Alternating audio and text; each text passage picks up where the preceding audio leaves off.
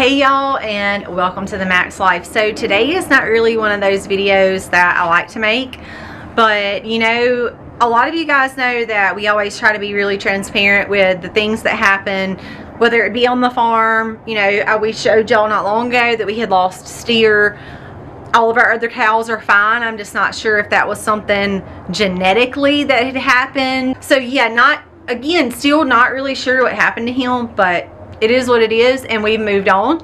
And all the things that go on the farm and with our family, that's really what our whole channel has always been about, is our farm and our family and everything in between.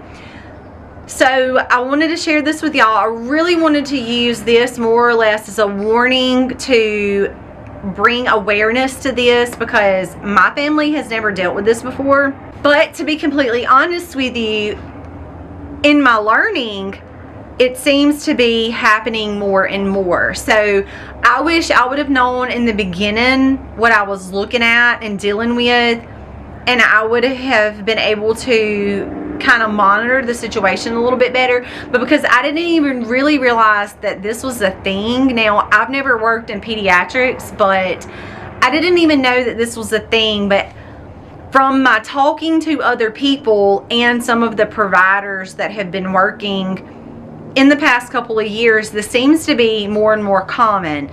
So Jennings and Levy ended up with what I called the flu several days ago. So Jennings actually woke up. He's the one who started it. He kind of said he just didn't feel real good that day. We just really didn't think anything about it. Went on about our day. He was fine, other than he just said he had a headache and just was a little tired. So that night, probably about 12:30, he started running fever. That was really his only complaint. He had a little bit of a sore throat. He had fever. Some of their fevers did get on up. So I was real diligent with monitoring how high their fevers were getting.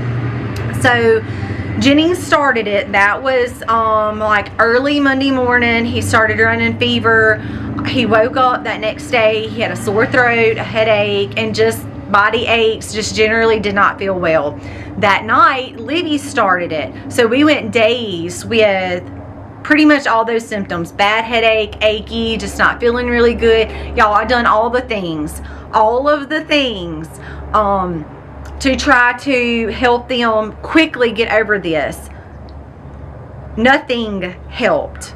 Now, I think we've had some flu-like symptoms before. I think we've had COVID already this year. So a lot of different things we have already picked up. Pretty much within 24 hours, we were knocking stuff out. Like, just doing some of the home remedies and stuff that I do, we pretty much knocked all of those out. I mean, Livy did get really, really sick one time, the very beginning of fall. I honestly think she was along those like RSV, almost walking pneumonia lines. But other than that, pretty much as soon as fever would come on, I would start treating them. Within 24 hours, pretty much everybody's been better, except for with this virus. I'm not exactly sure what we picked up. It was very prominent flu-like symptoms that nothing would help. And here is the absolute most insane thing that I have seen with the viruses. So Jennings told me this was Wednesday. So on the 4th day of the viral infection, he actually felt better. It took several days, but he come outside, he was playing, he rode his go-kart, he rode his scooter, he jumped on the trampoline some. I was like, well, good. Jennings is over this. We've moved past this. You know, I can just get Livy better. So that afternoon, he started complaining with his legs hurting. And he come to me, he was like, Mama, my legs are just hurting. And I was like, well, Jennings, you've been outside running around today after several days of being sick. You know, in my mind, I'm just thinking, well, your legs are probably sore because you haven't done much. So later that night, he comes to me and goes, Mama, my legs are hurting really, really bad. So then I'm thinking, well, okay, maybe he's having growth pains, you know, something along those lines. So I rubbed his legs, he went to sleep. Then in the middle of the night, he crawled in my room crying with his legs. So I picked him up, put him in the bed. I rubbed his legs for a little while till he finally fell back asleep. When we woke up Thursday morning, I'm going to show you guys a video clip. At first, he wouldn't even move his legs.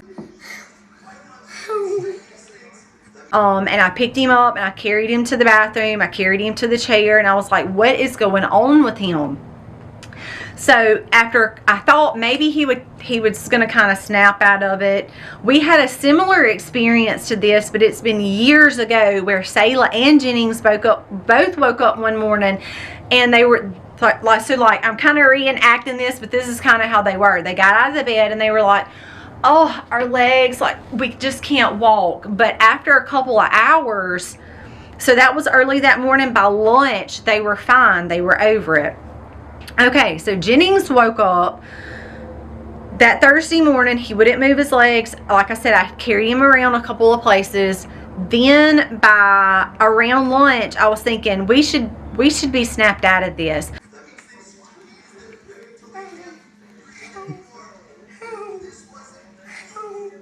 So you see that obviously he's still not walking normal and he's having a lot of leg pain as he was trying to walk. So I go to a couple of ladies that was in my church group and I was like, look y'all, please pray for Jennings. I'm not sure what's going on with him. He's been sick and he's pretty well been over that, but he's having a hard time walking this morning. So after talking to some of those ladies, one of the ladies shared with me clip that she had seen of a mom who lives a couple of hours north of us, whose daughter had also been sick, woke up that morning, couldn't walk. They took her to the emergency room, did some tests on her. There's a lab called CK. I'm not going to get into all of that. If y'all are interested in what that is, y'all can go back and look it up, but it basically just monitors a level of, so like if your muscles start breaking down, you get this chemical that's released into your blood, and that level kind of shows the extent of the muscle damage. So they admitted her to the hospital, treated her with some fluids and a couple of other things. I did not even know that this was a thing. So it kind of mimics a symptom called rhabdomyolysis, which is basically breakdown of the muscle. But here's the interesting thing that I have found out. So these viruses are actually attacking the muscles. Which, like I said, I didn't work in pediatrics, but I have never heard of this. So after talking with some moms, and I do have a nurse practitioner friend, I was kind of telling her what was going on, and she suggested that probably the best thing in Jennings' case, because he was progressively getting worse, was to go get IV fluids. And the reason why they require IV fluids is because as though the virus is attacking those muscles, it causes some damage to the muscles that releases basically toxins into the blood, without trying to get into all the medical terms. And as those toxins are floating around in your body and your kidneys are filtering that out, if it's too concentrated, it can actually cause damage to your kidneys. So you want to go in and start flushing those out as soon as possible, which is where we found ourselves with Jennings. He had the toxins building up, the inflammation and stuff in his legs from the muscle damage. Y'all, it was very, very scary because he was progressively getting worse. So I did find a clinic. Thankfully, I'm going to show y'all some video clips and some pictures right now of us going to the clinic. They did draw blood from him to check that level. So normal is usually like in the low hundreds, 100, 250 range. Jennings was 7,000. So we know that he obviously had some major issues going on with his muscles. What are you doing in here, Jennings? You don't know? You don't know what they're about to do? What are they gonna do? They're gonna give you some fluid in your arm? Yeah. You're gonna be so big though, aren't you? No, I'm not. You'll be fine. You're big. How much more do I have to get? Just a little bit more. You're always the one that gets so sick though. Yeah. Well, I hope this is going to help your legs. What's on your arm? Only I got some blood sticking. Did you do good? Did you cry? No, you're so big. I did better than Aiden. Yeah, you did do better than Aiden. This strain of flu that we've had, it really has been very different from anything else that we've ever dealt with. So because was having such issues with his legs, I decided to bring him into a clinic, and we're going to check that level, and hopefully we're going to be able to treat it with just IV fluids and be able to go home tonight. But I guess depending on what that level says, we'll decide if we have to stay in the hospital tonight, which we're hoping is not the case, but that is an option. We're waiting on that level to come back, and if it is low enough, I'm hoping that we can treat it with fluids and go home. So we're in the waiting process right now. He did give the blood. He did fantastic.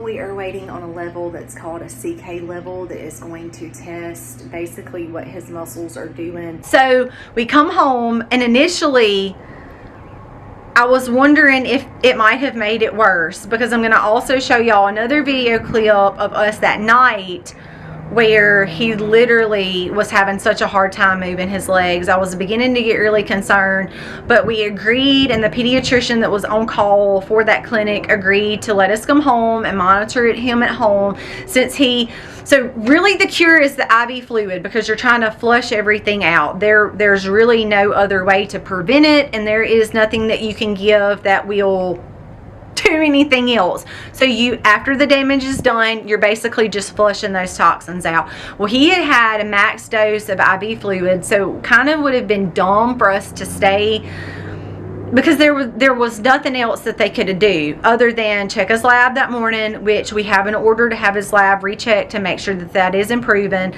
and also just giving fluids, which he couldn't have any more in his IV, so we were just drinking fluids at this point. Now, had they been any higher, I'm sure that we would have probably been admitted, but he was right on that borderline, really. So we agreed to let him come home so that I could monitor him at home, and I began to just start reading, and I come across this article where it talked about the specifics of viruses attacking muscles and kind of what that looks like. Y'all, these viruses are crazy, and I do think that they can change from time to time, but what's even crazier to me is that how much is man manipulating these viruses and causing them to cause so much more harm to us. We obviously know that it was manipulated in a lab and released. Like, these are all facts that everybody knows. So it's like, if you can manipulate one virus, like, you can manipulate probably all of them. So, you know, it's this, all of these things going through my head. Like, I've never heard of viruses attacking muscles, like the flu virus attacking your muscles, making you not even be able to walk. And here's the thing, y'all, and this is what I found so astonishing. Growing up as a kid, the flu was like, okay, you run fever for a couple of days, you don't feel good, boom, bam, done, over with. You only have it during that season. You may not even get it during cold and flu season. Like, I only remember the flu growing up. Like, one time I got the flu, and then now it's like everybody gets the flu. You keep it. Like, it is insane. Like, it is so much more worse. Like, you can have the flu in the summer now. You can have the flu in the spring, fall and winter, of course. It never stops now. Everybody stays sick all year long. It's insane. Now, Jennings does have the weakest immune system of us all, so I'm almost not surprised that it was him, because he does have the worst immune system. However, seeing that was crazy, and it was very scary. Even all of the things that I was doing at home and couldn't really help him, he really needed those IV fluids, so he took him to get those IV fluids, monitored him at home, and I am so thankful to report he woke up this morning and was able to walk, and we're very, very thankful for that. that was definitely not fun. And knowing that there's not really much I could do here to help him and having to reach out for intervention was definitely not fun either, all from something as simple as a virus, a viral infection. So I wanted to make this video because I wanted to tell y'all, of course, what had happened with us. But in this process, I have found out that this cold and flu season, that they are seeing this more now than they ever have, which is concerning to me. But also I wanted to bring awareness to it so that if your child wakes up or starts complaining with their legs, you immediately know what's going on. Okay, the virus is attacking the muscles and they probably need to be seen, or at least initially start pushing fluids, rest. So I had let Jennings play outside that day, and he wasn't showing any symptoms anymore of the flu. He wasn't running fever. He wasn't complaining anymore at all. So I'm like, yes, of course, go outside and play. He overexerted those muscles where the virus apparently had already started attacking, and by that night we definitely knew that he was having major issues from the virus being in his muscles.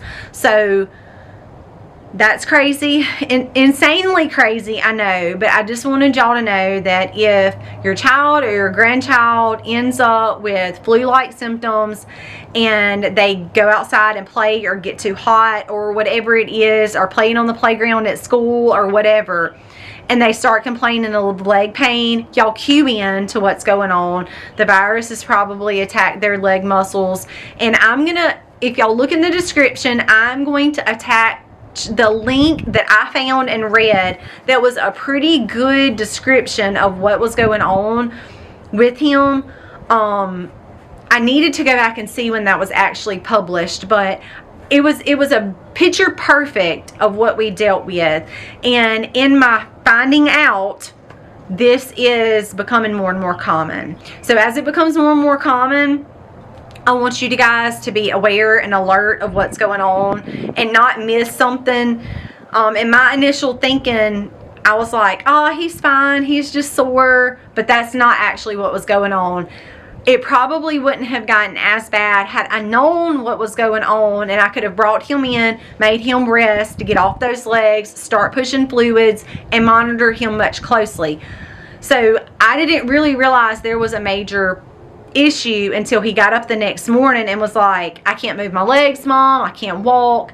And it was from so much inflammation and muscle breakdown that he was so sore. So it was kind of explained to me like this: if you go out and you run a marathon and you've never trained before ever, and you're just running, I mean for hours just running, you're breaking those muscles down, you're building up lactic acid, and then the next day you can't walk.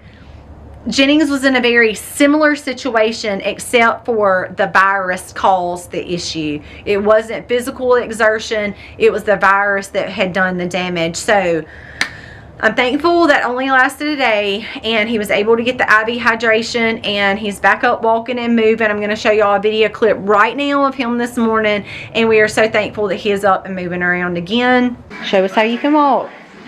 Well, good. Well, good. What was worse, not being able to walk or getting stuck by the needles? Not being able to walk. Not being able to walk. You did not like that, did you? And with all that being said, and a very, very scary situation with him, I mean, you know, when your child gets something, it's like, Mom, I can't move my legs, I can't walk, like, alert, alert, alert, like. So yes, I was kind of panicky, but I'm glad that with being able to talk with some friends and knowing that this has happened to a couple of other kids and the route that they went, we were able to find a clinic to start an IV. So thankfully we did not land up in the emergency room. He was able to get it was a clinic within our hospital. So it's like a quick care clinic that can do some ER things, but it's not the actual emergency room. So that's where we went. We were very thankful for that, but I really just wanted a lot of you guys to know what's going on, because apparently it is becoming much more common, and the more we can educate ourselves to watch things like this with our kids, the better off we will be. Thank you so much for watching. God bless and happy homesteading, y'all.